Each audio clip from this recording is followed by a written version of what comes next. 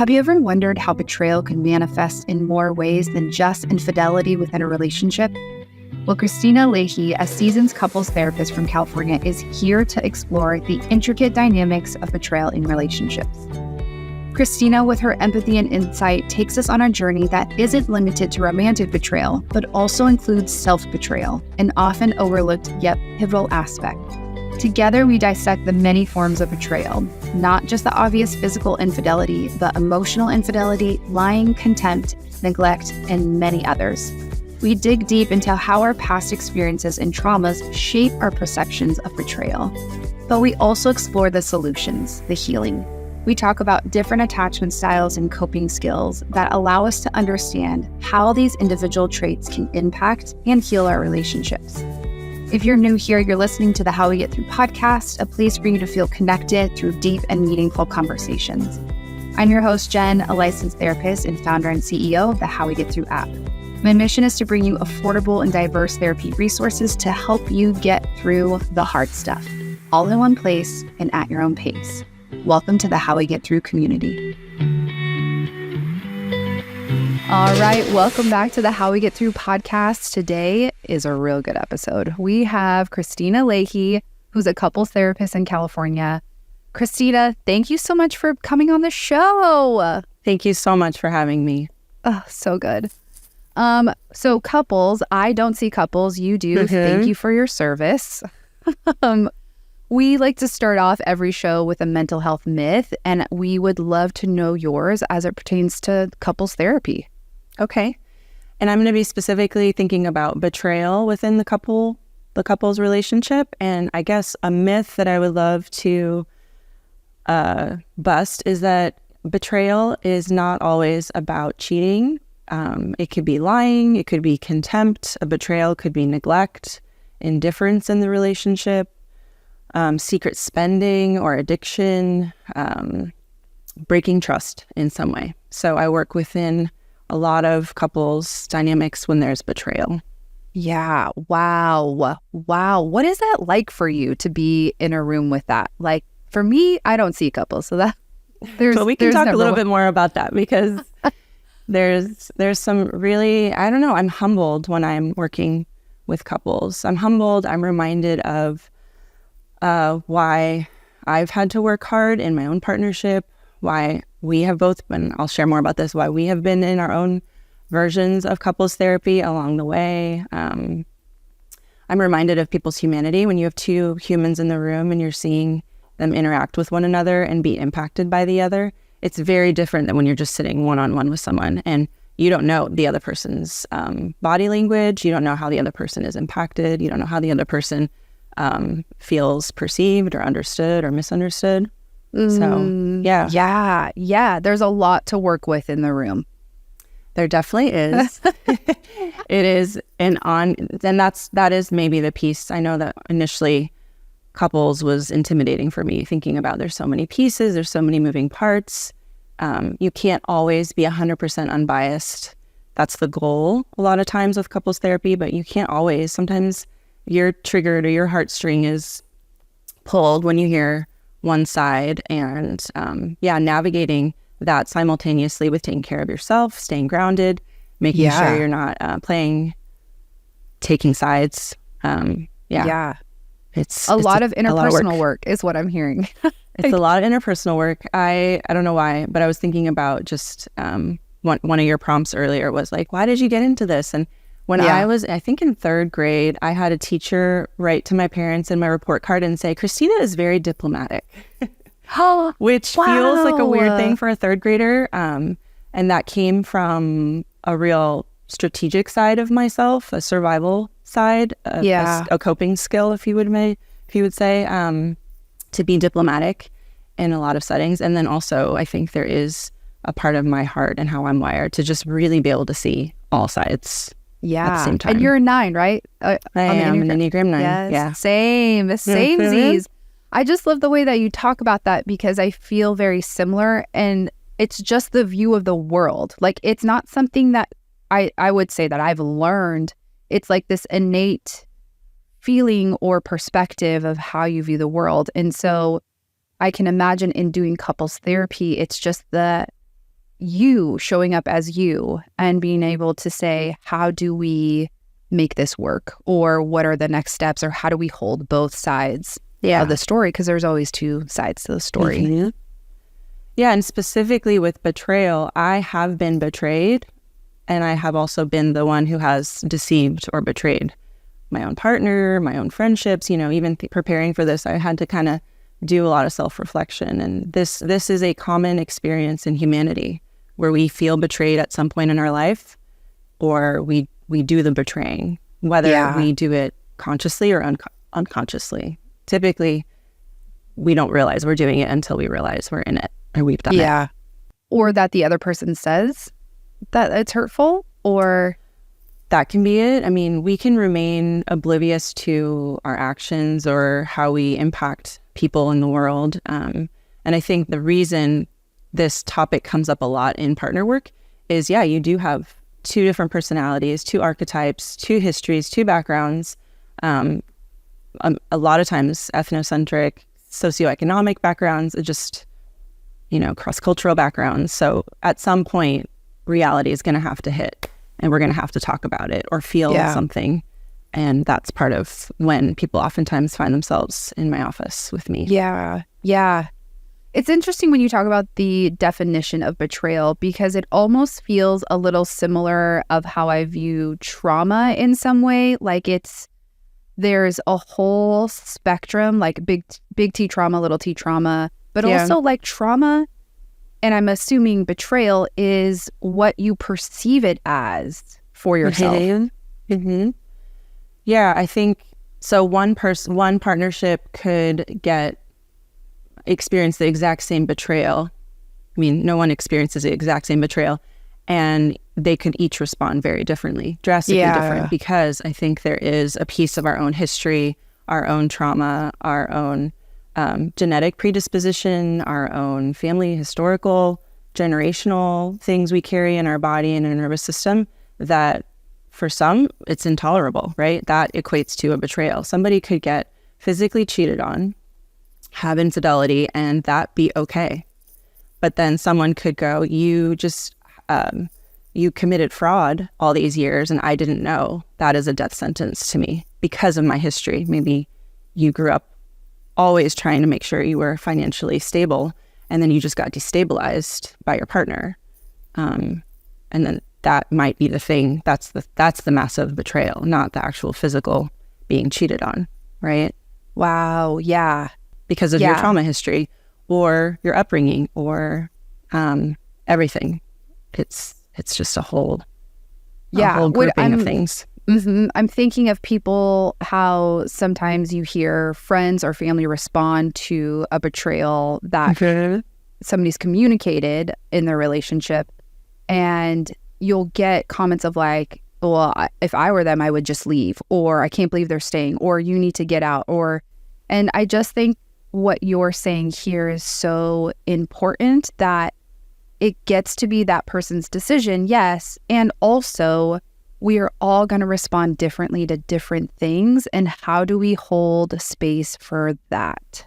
Like as supporters, as a therapist, as even being in the relationship, like that feels like something we all need to kind of like readjust collectively. Is this person's experience is unique, and they might not want to leave, or they want to keep doing the relationship, or they want to get out. Yeah, I think that you said a lot of things there. I tend to do that. Yeah. No, it's great. My mind is going in a couple places. One being the ripple effect. So sometimes you may just have a betrayal within your partnership, which is what I'm, focusing on here today, but not even realize or metabolize how that is going to have a ripple effect on your family, on your nuclear family, on your extended family. If you have any kind of public platform on your just your idealized self, like you just don't even always realize or know what the ripple effect is going to be. So that's other layers of trauma, right? It's in whether you're the one who feels really deceived or you're the one that did the deceiving. And so there's a long ripple effect there. Yeah. Is there any case where you see betrayal in a partnership and in your opinion, it's like, oh, this isn't good? Like, is that more abusive? There's like abuse in the relationship versus like a betrayal, or do they go hand in hand sometimes? That's a loaded question. Yeah, I think betrayal to me, I think is a really human coping mechanism and survival skill. We also, I'll get into it more, but we betray ourselves almost always first before we do anything to anyone else. So inadvertently, we impact people around us when we've been betraying or self-betraying, consciously or unconsciously. So I don't think that's another myth that I wanted to bust, that a betrayal is not a death sentence to a partnership. It actually sometimes can be the birth of a new foundation. It makes you have to talk about things that you never needed to talk about, or you always were able to skirt around or avoid. But yes, when there is psychological, physical violence within a partnership in general, couples therapy is hard to do and not always a good thing to do. And also, I'm only meeting with people once a week, or if we're doing intensive several hours a day, several times a week, or for a weekend. And I'm not a detective. I can't know fully what's happening behind the scenes, but I do have a decently strong intuition. So yes, if I can sense there is a threat to someone's safety, digging deep into the betrayal and the why and the how and let's rebond you is not usually the goal at hand at all. The goal is definitely almost always, how do we stabilize, get through this crisis, and start figuring out what's going on. But if the person that you're with is psychologically abusive or harmful, or I can see physical evidence that it's a domestically violent relationship, we're not going to go into the depths together. Yeah. And oftentimes there's a lot of referring out that might need to happen, or that's where my gut will check in. I'll check in with my gut, and even the people I consult with or supervisors that I consult with, and try to navigate what is the safest way to provide care for this couple. And oftentimes that is, well, I'm going to refer you both to individual work or group work or something outside of this dynamic. This isn't the best place to be processing this at this time, or maybe ever. Yeah. Especially if someone is in full-blown addiction. You need some time to kind of figure out your own recovery. And at the same time, if you're being reminded, a lot of times with addiction and lots of other betrayals, you have a shame cycle and a spiral you go into yourself. And what you do need to have is a decent amount of self-actualization, internalized comfort, a way to self-cope and self-regulate. So if you're in a couple situation, we're always opening up the major wound of the couple, but you each don't have your own coping mechanisms and your own self-regulation mechanisms, then we're actually maybe adding to the trauma too much, which is, in trauma work, we don't always touch on the actual trauma. It's not usually safe to do so, especially right in the heat of it all. And then oftentimes it's not something that needs to be overtly broken down. It might need to be gently, softly, smoothly doing a lot of navigating around it. Yeah. So, again, I think you're dictating the spectrum of betrayal and where that other person is maybe in the cycle of betrayal. Like addiction just feels like this over and over betrayal to themselves and betrayal to their partner, that couples work at that time might not be the best way forward. Yes, that happens a lot. I think there have been times where couples have come in or do come in, and it's really clear that a mediator or a lawyer needs to be involved, right? Or there are people from religious backgrounds. Maybe they need their rabbi or a pastor or a monk or some kind of higher authority in their particular framework to walk them through and hold that space for them. It might not always be appropriate to dig through, especially if both partners feel unsafe. So the person who comes in who's done the betraying oftentimes doesn't feel safe coming into therapy. They're freaking out. They're wondering like, oh my God, this is going to be the end of our relationship, or I'm going to be found out for more that I've been hiding, So you can't make a couple be exactly where they need to be. You just have to embrace them wherever they're at. And sometimes we get in and with goals and setting the frame together and start realizing, oh, this might not be the time to do a lot of deconstructing with each other in the room. This actually is unsafe to do so. Yeah. Let's try to find some other ways to get you both on this path of healing, which might mean individual healing first. Yeah. And then call me back. I'm here. My door is open. I want to work with you. I care about you deeply. And you each, or one of you, or both of you, almost always both of you, have some other work to do that needs to be done. Yeah. So on the flip side of that, what would be a couple that is ready to work through the betrayal? Like, what kind of traits do you see there? There's no exact equation to know that. But again, a lot of this work that you do too, maybe not in the coupleship realm, is navigating it with them at a pace that works. So I can sit there and go, okay, we're really going to dig deep today, and then start realizing, oh, someone is activated right now in the room. Whoever it is, it could be both. And so it's always constantly checking in with my couples and their individual body language, their body language together. Are they sitting next to each other in the couch? Are they like really far away? Or if it's virtual, which I do both, can I see both of them? And so it's checking in with them. It's checking in with their individual selves, their nervous systems, and it's constant. So they can walk in with the agenda of like, okay, we're ready. I, as the one who deceived, I'm ready to own my shit, and I'm ready to talk through this thing. And that can be like a checkbox as a couples therapist of like, oh, the person who did the betraying is ready to break it down. And then all of a sudden you look over at the partner who feels, who's been in this deception and is in shock, and they all of a sudden are flooded. And they might be like, whoa, I'm not ready to break anything down. Actually, I need space, or I need this. And so it's that fine dance. It's like, so there's no perfect equation. I think on paper, if the person who has made the mistake is willing to fess up and own it, then you're on track to really do the work, right? Yeah. And sometimes it's intolerable for either party and at any given moment. Does that answer your question? Yes. It's like bleeding heart, like, yeah. It's just so much, because I think sometimes partners that have been betrayed, like, all I want you to do is say sorry. All I want you to do is fess up. And then when you get in there, like, oh my gosh, this is so overwhelming for me. I don't think I realized how I feel, or like, given the time and space of like how that's been impacting. I think because sometimes we're so problem solving, like, well, this is the problem, and so you need to solve it.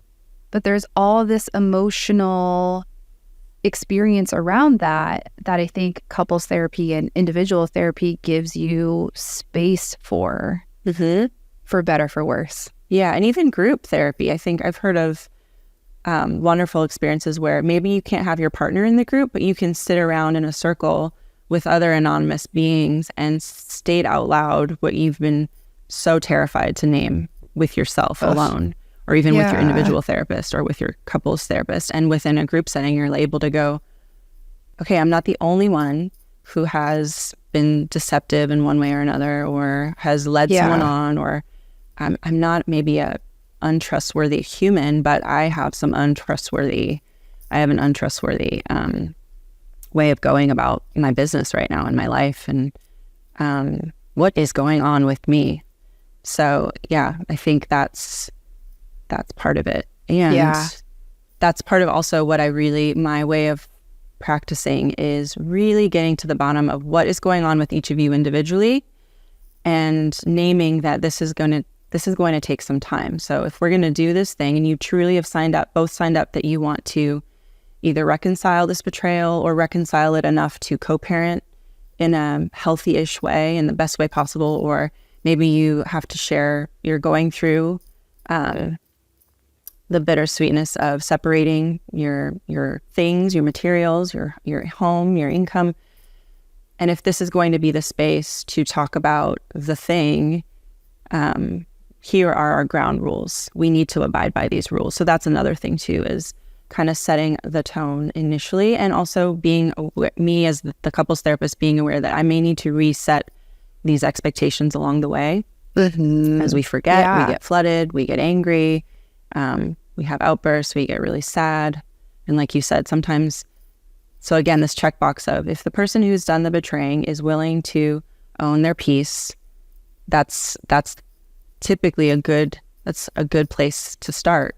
And that might be too late for the partner who feels betrayed. That also might be too hard and messy to navigate. They actually maybe like to live in denial and bliss. And so then all of a sudden they're being faced with this reality that they don't want. But it's also possible to come in and not be able to apologize. And my work then is to get to the root of why it is so hard to own that you messed up, that you did a human error, right? I mean, with a massive ripple effect that has impacted your partner, your children, your family, your nuclear family, this whole ecosystem of people in your life. What is going on? What is happening there? And if that person, that individual is willing and able to, with a lot of care from me and a lot of reminding the other partner, I need you to just listen right now. This is the time that we have to let your partner have the floor. Even though you don't trust them and you don't believe a word they're saying, I don't have context. I don't have this knowledge. I actually can't help you until I understand a lot more of the inner working of your souls and your attachment styles and your upbringings and all of the pieces. So there's a lot of that needs to happen too.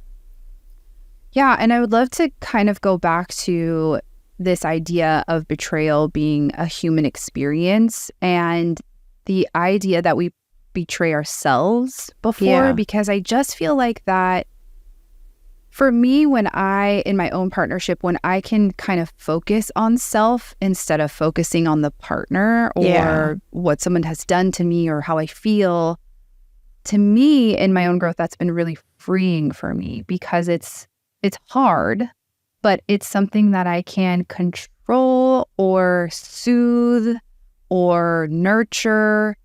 Like I'm empowered to do that. And so I just really would love to kind of break that down a little bit more of like, what is the essence of us betraying ourselves? Like, what does that look like? What does that mean? What does that feel like? But it's nuanced, right? I appreciate your insight even into your own partnership and how there's this real need to kind of get to the bottom of what's going on with yourself and less about focusing on how to fix or change the dynamic or understand what's going on between you, but really focus on the self.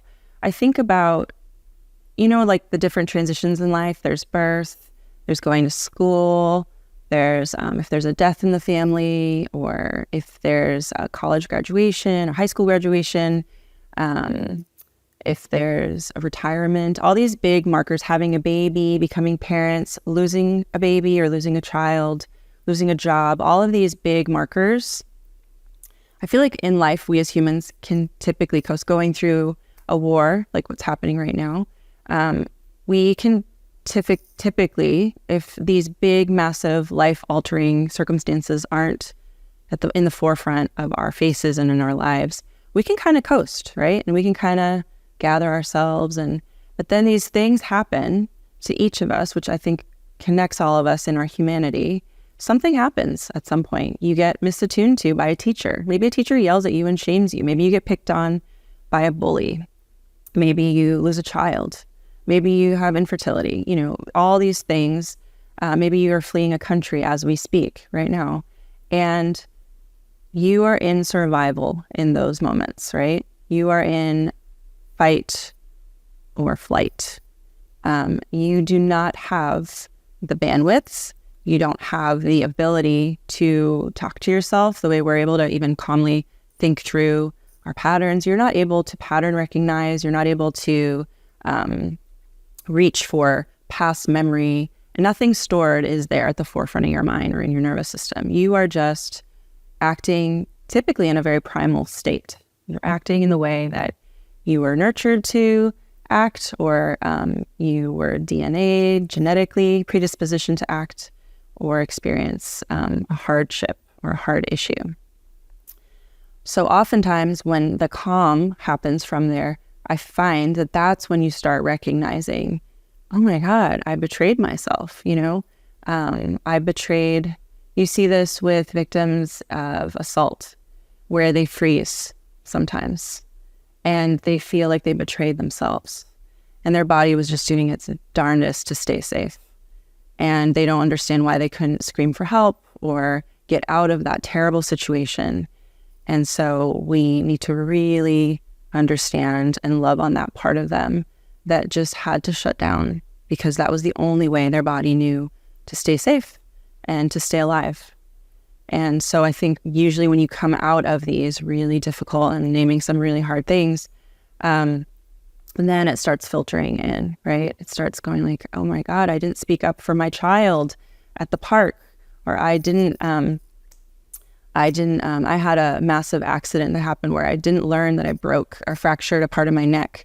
And I was in my early 20s and I was working for a sports camp and I didn't advocate for myself to go to the hospital, to get an x-ray, to advocate to get financial assistance from my injury. And then I'm still working through the pain of that neck injury. But I didn't know that I had the ability to advocate for myself. So I felt like I betrayed myself in that situation, right? But the system also betrayed me. They didn't go out of their way to say, hey, there's a reason when you have a trampoline, you have a really huge insurance policy. We're going to tap into our insurance policy and cover you and take care of you and not make you go and work the next day with a bunch of kids and coaching soccer. Oh my gosh. So I don't know. Am I rambling too much? Does that kind of make sense of where self-betrayal can kind of come in and show up?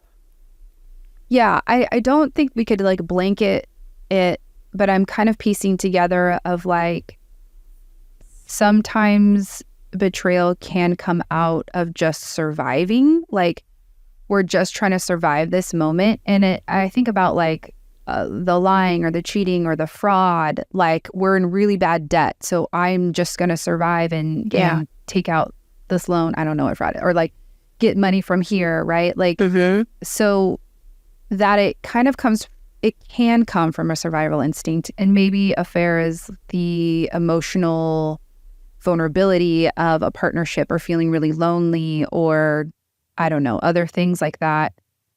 I think when I think of self-betrayal, it does feel like something you're trying to escape. That's what that feels like. And maybe that's that survival vibe of like, I need to get out of this feeling or out of this moment. And so I'm going to pretend this never happened, or I'm going to do something that might not be the best thing for me, but it's going to get me out of flight, fight, or freeze, or just out of this situation, and I'm going to feel better. And so it does feel like that unconscious piece of I need to survive and get out of this moment. And then when I have space, was that the best thing for me or for my partnership? Yes, no. Right. And was there an impact on that? And I'm not saying every survival impact you have, you're going to betray yourself for someone, other people. True. But it sounds like in this realm of betrayal, there's something that maybe we're trying to escape or ignore. There's something we're ignoring that we There's something we're not tending to, right? We're not tending to discomfort. Maybe we're not tending to the familiarity of it. A lot of times betrayals can be repeated generationally. Like what? I've actually seen it with affairs and infidelity. No way. Yeah. I mean, I don't like, actually have full research. I just have my own therapist experience where I've seen my grandmother and my grandmother's grandmother and then now and my mom and then I all have been cheated on, right? Wow. That's one case study. That is not a full research. Yes, yeah. I think about that with divorce too. Like runs rampant in my family. In your family. Yeah. There's something familiar with that, right? There's some part of it that feels like an alternative. Then there's families that never get divorced. There's a whole lineage of that, right? When back to your question of like, do you think sometimes there's things you shouldn't be working through? There's some things that I watch and see before my eyes that I'm like, why are these people still working? Why are they want to stay in that? Why are they staying in this? Why? There's my curiosity. But I don't think betrayal can ever be like a full blanket understanding of it. But I love your description of you are maybe trying to escape something, or there's a part of yourself that you just don't have the bandwidth, the knowledge, or the understanding that it can be tended to, right? Yeah. Why somebody who shoplifts, like, they may not know that they can ask a friend for $5 to get something. They don't know. Somewhere in their history, they were taught that sneaking and get your needs met is okay, or is the only way, versus being direct with like, hey, I'm starving. Can I have a meal? Yes, let me help you. Let me cover it, instead of shoplifting or whatever. I'm thinking of like 7-Eleven shoplifting right now, just off the top of my head. But so I think there's also a layer of shame here. Would you say like this, something feels so shamey? And that's where I think in when I think about my own relationship, the times where I tend to, if it is a betrayal, it's like an emotional betrayal where I like go internal and I'm like, oh, I can't share this because it's too shamey. Like,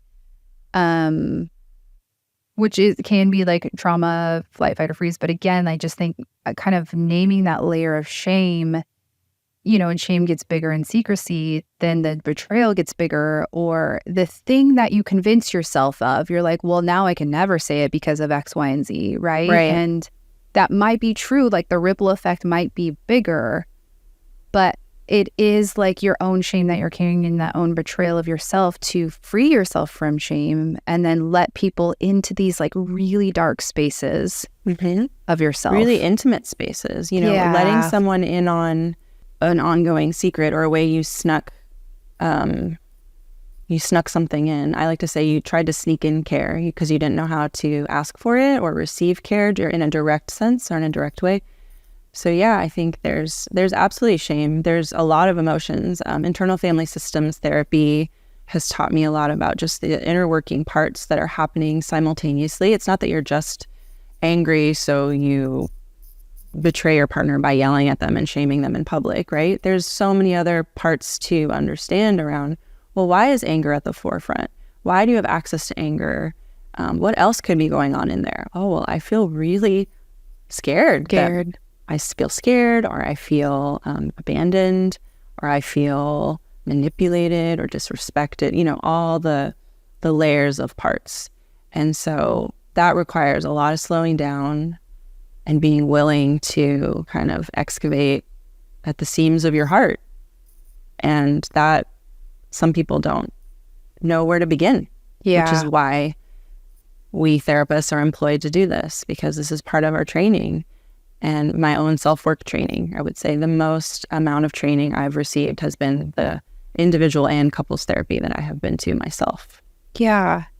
And if you want to share, you can, or just kind of share examples, like because I feel like most couples have maybe these like minor betrayals.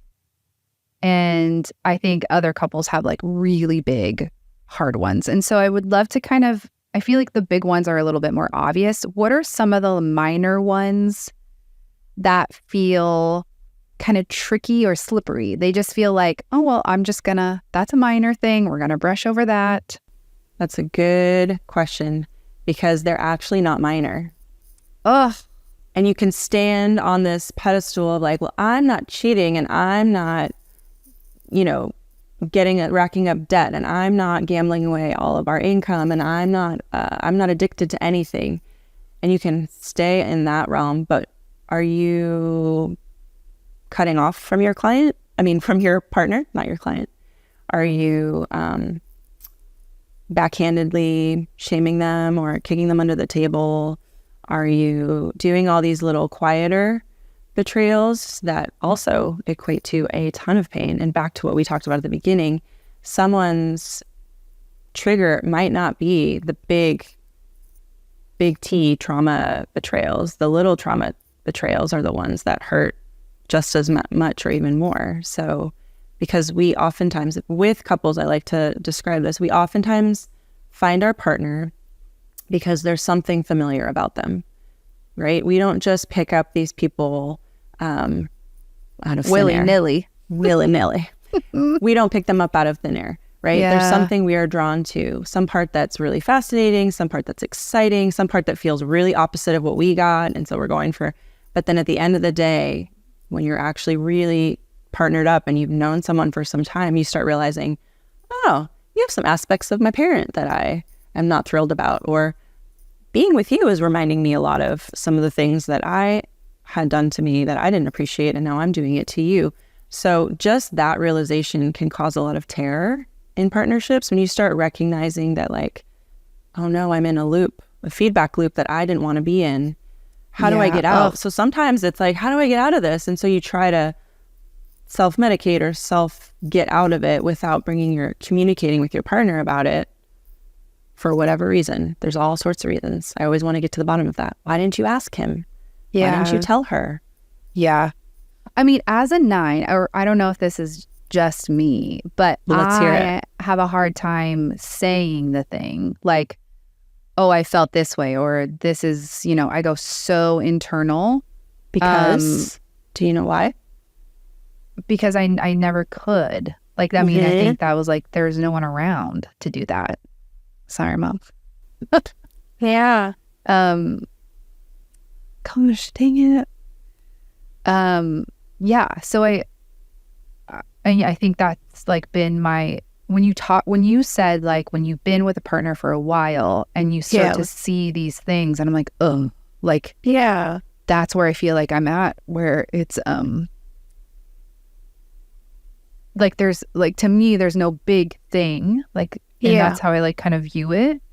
But there's these small things that I'm like, oh my gosh, like, what is happening for me? And there's nothing like I'm blaming my partner for, or that they're not doing X, Y, and Z, but it's just such a mirror. And I think when you've been in a relationship for a long time, it starts to like shift. And I think the more that you grow and learn about yourself, that is also shifting. And so, yeah, that needs part feels like maybe it feels unimportant, my needs, or it feels hard to talk about, or I feel like sometimes it doesn't get really across what I am wanting to. So it's like, why even say anything, Right. Or it's your problem. It's just my problem that I need to figure out. So there's like it's an internal, but there's an individual feeling here. Yes. Of like, because I don't think I was really held in a lot of ways where it's like, hey, you're important, I care about you. Yeah. See, there's that young part that just showed up for us right now. Thanks for even tending to that. And even I hope you know that you're not alone, right? We are safe too. That's what we're drawn to a partner. Oftentimes, if we are partnered up with someone for a while, there's aspects that outweigh the betrayal pieces that keep us in it, Yeah.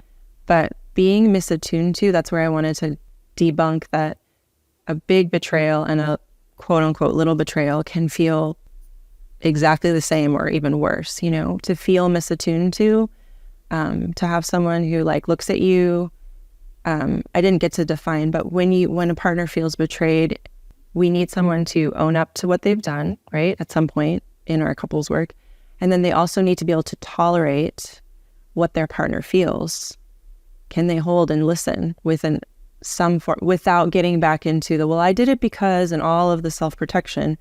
Yeah. And sometimes that definition is, well, you betraying me in this particular way made me feel, and then we fill in the blank, invisible, forgotten it, unheld, made me feel disrespected, made me feel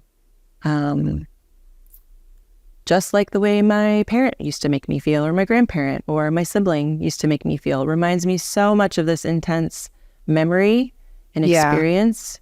And even though the person who's done some deceiving did not intend to hurt you that way, you are now having to relive this experience from your younger parts that are just all of a sudden showing up. And so that's the part that until we label that and understand that, you're going to keep getting hurt on this wavelength. And your partner's going to keep hurting you on this wavelength, usually unknowingly. Yeah. And you're going to keep thinking that we're in this really scary and terrible feedback loop. But once we just start defining it and putting a lot of the pieces together, it doesn't have to feel as aggressive or as misattuned or as scary, because we as adults can now talk to ourselves and go, okay, when I was a latchkey kid and had to just walk into my empty home at the end of a hard day of school, and I didn't have a parent to talk about how my teacher bullied me. Cry. Yeah. Oh, I didn't even know that. Yeah. I felt... Why are you defining my childhood, Christina? Sorry, I don't even know this detail about your life. And partner, when you walk in the door after a long day and I don't recognize that you're disassociative because you're dealing with your own stress or whatever, but you walk in and you give me a blank stare, oh my God, I'm back to third grade as a latchkey kid sitting at home in the dark going, does anybody know I'm here? Yeah. Does anybody love me? Yeah. And your parent loves you. They oftentimes did that out of necessity. Mm-hmm. You know, there's, of course, and neglect is another betrayal, being neglected. You know? Yeah. So we just keep... I am a therapist and I know my childhood affects me. But I think when you're just shining another layer to match that up, because I think I've done this work before, but it's so different. And this is just like how I view the world, I think, is like the universe, God, whatever, like kind of hands this back to you of like, hey, but wait, there's something else here for you. You know, like there's a reason why this is cycling through again in this way, you know? Okay. And I think it's our opportunity. I often say like our growth opportunity of like, okay, what needs to be repaired here? What needs to be looked at from all the experience that I've had, from all of the healing that I've had? What else is here? Because I don't think we're ever like done with the work, but we can kind of be not strong, but like layer the work we have done, which I think is like regulating enough to see, okay, what is this layer of needs for me, or what is happening in my relationship? And I think too, this, we have kids similar age. Your daughter's a little bit older, but our sons are the same age, born the same year. Yes, pandemic kids. Pandemic kids, although I just missed it. So I feel like I don't count. So that just... You do. You had to quarantine with two children. That's true. That was a big deal. Yes. You went through it in one way or another. But I think when we have children, I mean, your relationship just goes to the wayside. And so as your kids get bigger and older, they need less of you. And so you start like, oh, hey, remember me? Like, how much have we changed, right? How much have you changed? What is happening for you? And whether or not that's like a betrayal, it could feel maybe like a similar thing of like, I feel betrayed by you because I don't know you anymore, or I don't feel connected to you anymore. Yeah. Or even, let me add on, I feel like you grew apart from me and didn't tell me you were growing. Oh, yes. You know, like a balloon floating in the sky. Like, I've always been willing to grow with you. You just didn't ask me to come along. Yeah. How could I have joined? How could I have known? Because it's like you described how you can internalize and go internal. And that's absolutely my way of being and coping mechanism, and a source of pain in my partnership that it will be ongoing. That came from a real need to be an internalizer, right? Yeah. And to self-reflect before doing anything. There's a reason I was known to be very diplomatic as a third grader. Yes. So, yeah. It's often not intended, you know. Of course, there's a time where you're like, oh crap, I'm this far. I've caused this much debt to our family. It's just better if I try to fix it on my own before bringing my partner in. But then even this sense of like, hey, you've been growing without me, and I wouldn't mind growing with you. I just didn't know you were on the growing train. So here I am now, a couple years behind you, and feel like you've left me, you know? Yeah. Whereas the person who's been doing a lot of growth work and whatever way that is, might be going, hey, you decided to not do anything, so I had to go figure myself out. So no, you've betrayed me. Oftentimes, I have to hold with the couple in the room that you've both been betrayed in this process in one way or another. I was going to ask that because that feels very synonymous, you know, of our perception of hurt, our perception of betrayals. Like, well, we're coming in because you did this shit. but also the identified I felt betrayer. Yeah. Yes. Mm-hmm.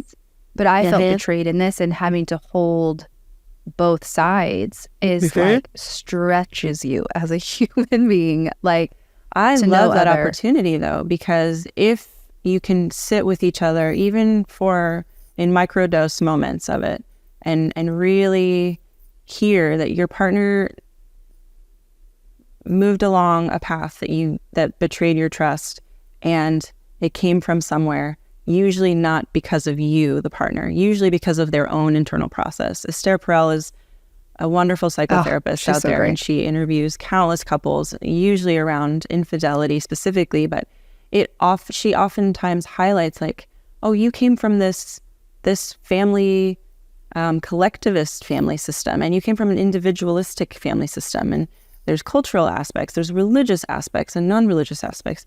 You were going according to what was the plan for you, even though you've been together for a while. You were still doing your own little mapping out of what was normal for you or set up for you, you know? I like to say this to couples a lot.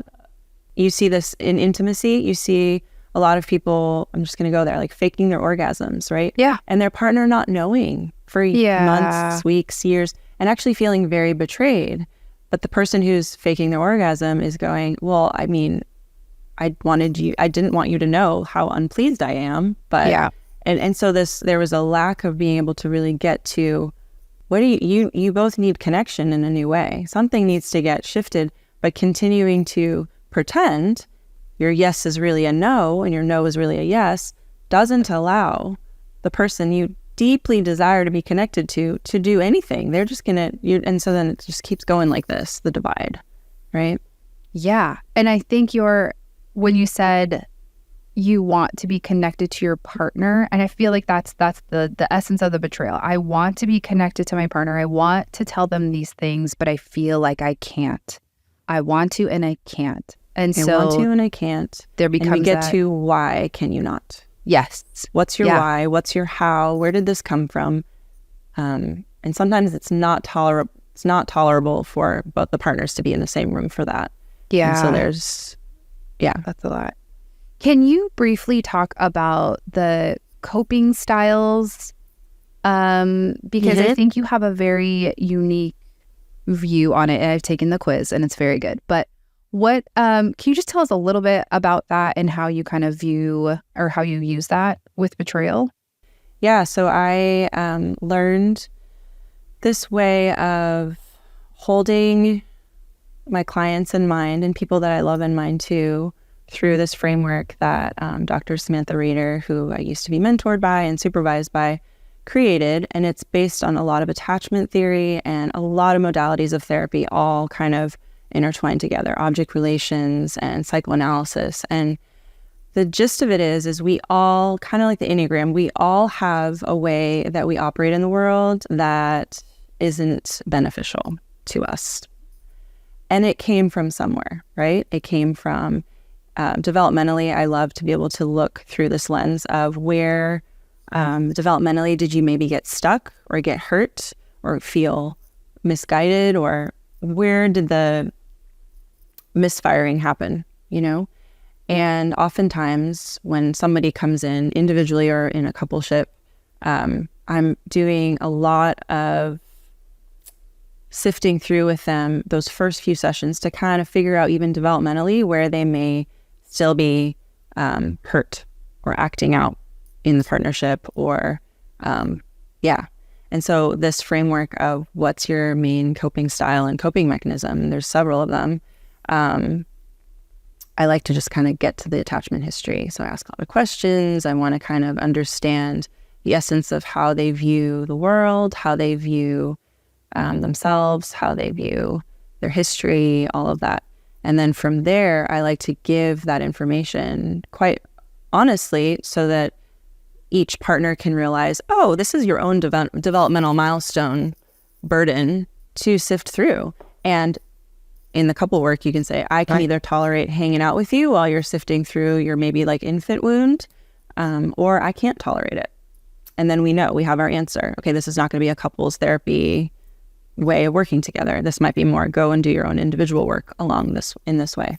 And then, or wow, there's this part of you that I've always thought was very personal. I thought you personally were attacking me all the time, but you're just really overwhelmed and hypersensitive to your environment at all times. So that hypervigilance I was taking personally. Now I'm hearing that you had to do this since you were a baby because you weren't soothed consistently. Or maybe you got soothed, but the parent wasn't mirroring a real calm way of doing it. And it was more of their edginess and anxiousness was coming at you.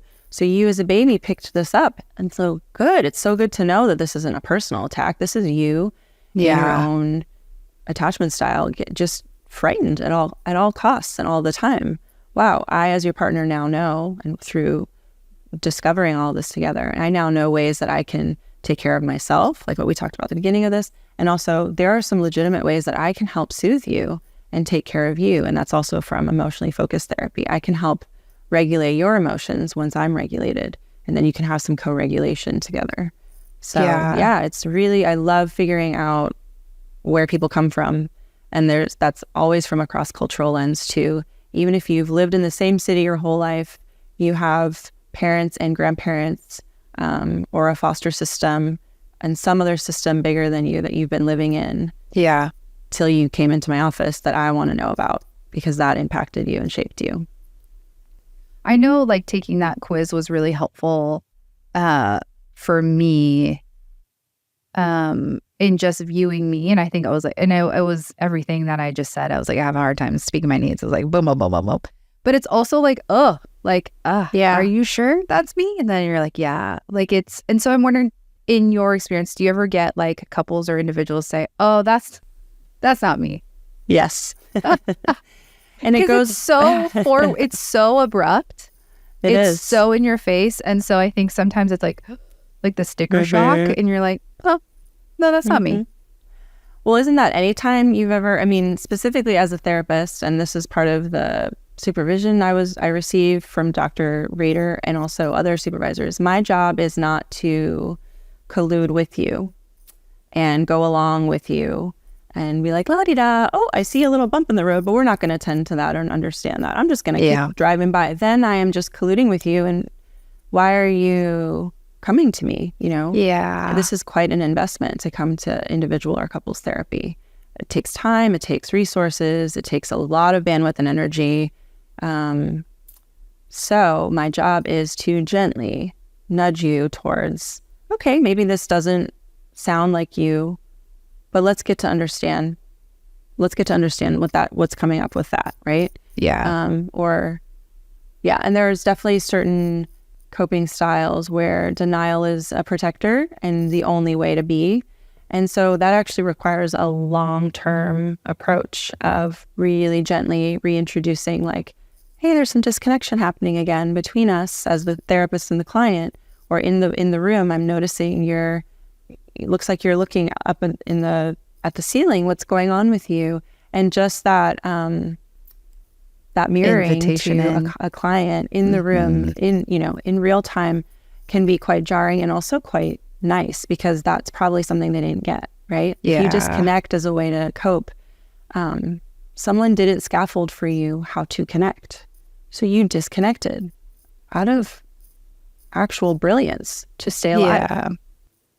So that's part of the job, is to gently mirror and give as much as I can that attunement that the client didn't get, which is why I like to help them take the quiz or even just describe the coping styles with just the knowledge I have from the years of doing it and having someone do it for me too. You know, I had to sit with parts of myself that still stir up and show up, and I'm like, oh my God, this part of me that I thought I had worked through is showing up again. But now I have a lot of the tools, and then also in my own therapy of going, why is this showing up?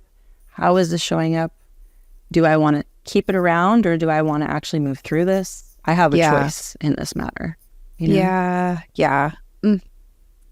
I love it. And it's been really helpful for me as well. It's a great framework. I recommend going on her website and checking it out. And she has these groups she runs for people that want to just understand all the styles. Kind of like if you were to go, like the Enneagram, if you were to go and want to learn about all 9 and break it down, but really thoroughly break it down so that if you're interacting with someone who's a different Enneagram number and you don't know what to do with their way of being, well, you've got like this really nice map. So I like to provide that map. One more question with that. Can you move through coping styles? I mean, Enneagram number you can't, but in Enneagram number and other archetypal things like the Myers-Briggs, like they say that you are what you are. Yeah. You can move through a bunch. You can keep waking up to new ones. I know when I was working through it, and still will continue to work through it, I had several and felt horrible, but part of what was named and held was like, oh, a lot of us have a lot of ways of coping, and they seem like they counter each other, so they might not happen simultaneously, and they do happen simultaneously.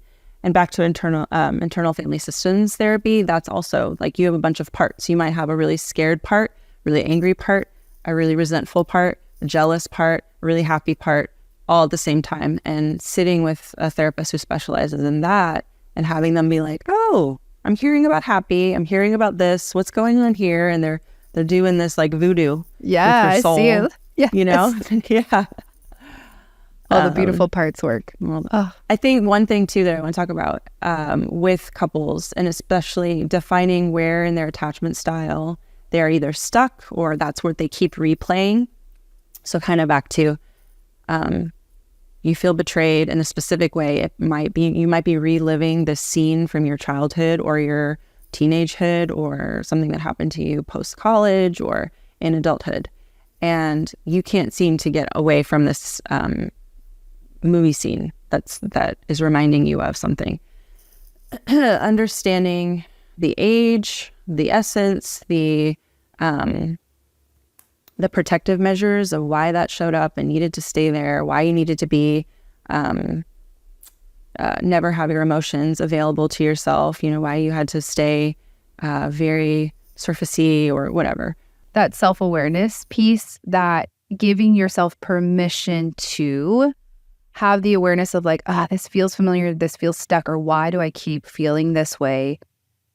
Seeing if you can kind of go in of like, does this feel familiar to a past event in my life? Yes or no? And can I tolerate spending a little bit more time there to understand myself? Which again, I think just comes back to the first part of the podcast, which is like that betrayal, like the self-betrayal. Like, can I invite some curiosity or self-love or kindness, even just the tiniest bit, in order to understand myself a little bit more so that I can understand my partner and figure out this relationship. Yeah. And where we're at today. Yeah. Yes.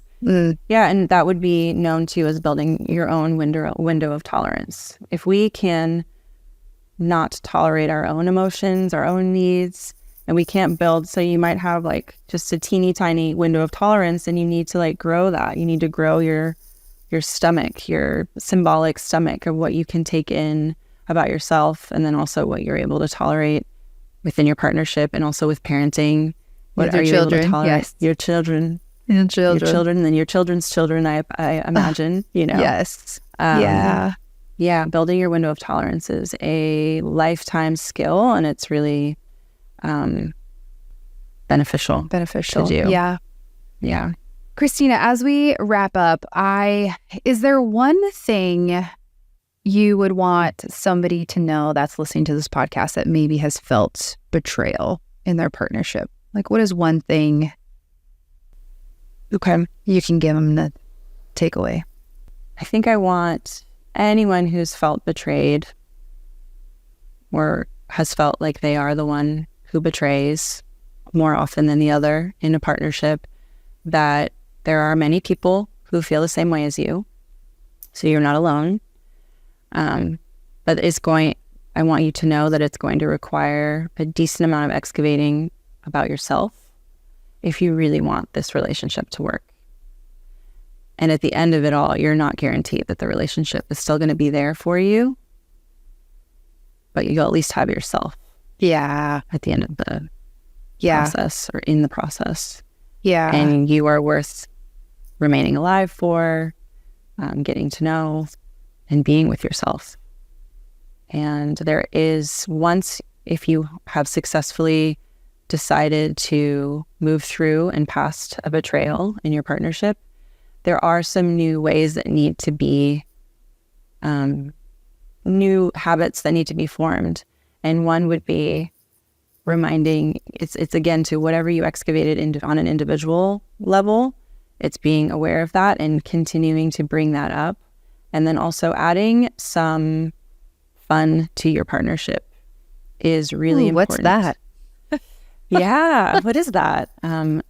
That's why a lot of relationships suffer in the early, until your kids are past 5 or 6, school aged, and then some people opt to be home with their kids all the time, with homeschooling. So I'm not exactly sure what the statistics are for you with that. But until you actually feel like you have a sense of self separate from your kids, there's a lot of rupturing that happens in partnership.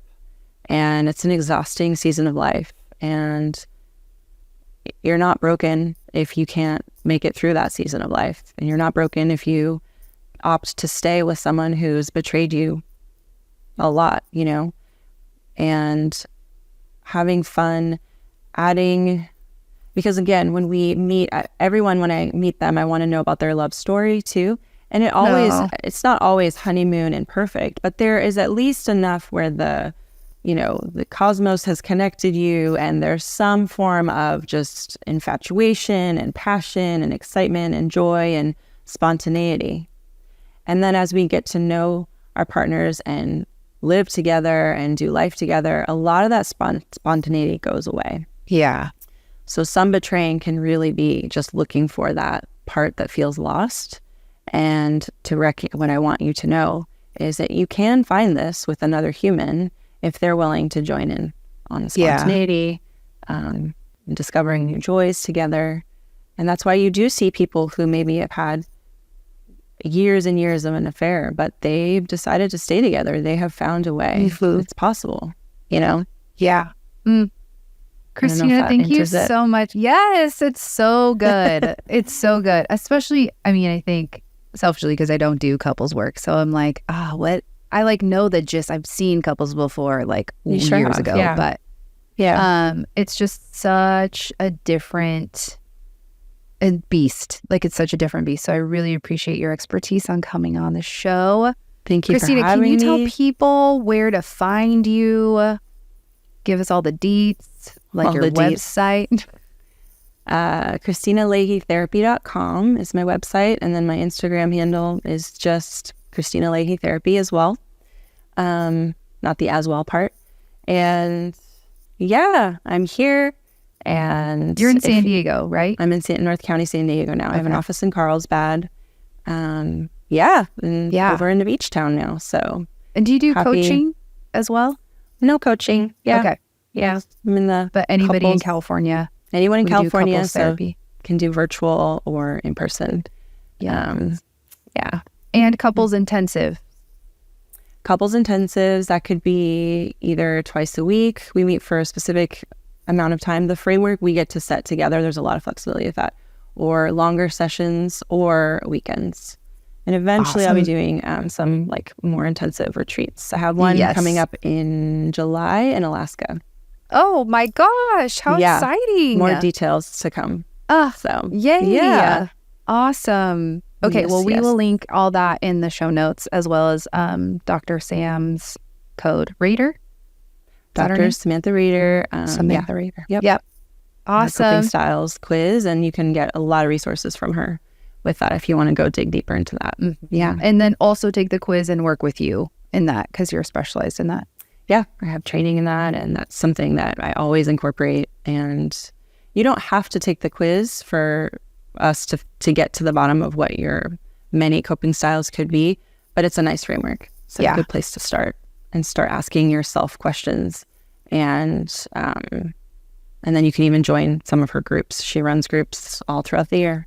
Yeah. And you're back to that group setting.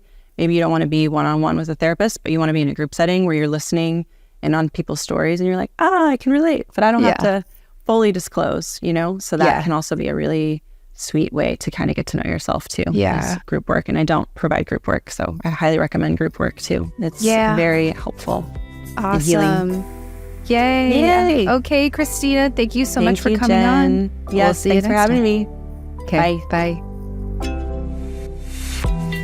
Thank you again for listening to our show. We are so grateful for you just being a part of the How We Get Through community. If you are needing more support this holiday season, you can check out the How We Get Through app and get a 7-day free trial.